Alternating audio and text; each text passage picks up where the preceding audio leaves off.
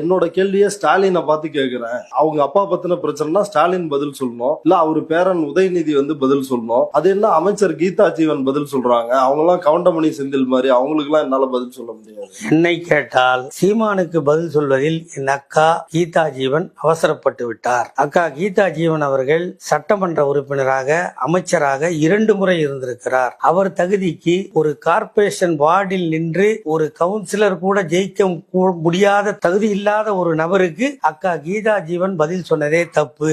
அவருக்கு என்னை போன்றவர்கள் தான் பதில் சொல்லி இருக்க வேண்டும். ஆகவே அக்கா கீதா ஜீவன் அவசரப்பட்டு விட்டார். இருந்தாலும் பரவாயில்லை, உனக்கு இதுவே அதிகமானது. உனக்கு தரம் தாழ்ந்து பேசுவதற்கு என்னை போன்ற 400 பேச்சாளர்கள் இருக்கிறார்கள். ஆகவே உன் வாளை சுருட்டி சுருக்கு பையில் போட்டுக்கொண்டு சும்மா இருந்தால் நீ வாழலாம், இந்த மண்ணில் இருக்கலாம். இல்லை என்றால் இந்த மண்ணை விட்டு நீ ஓடுகின்ற காலம் வெகு தூரத்தில் இல்லை என்பது என் எச்சரிக்கை.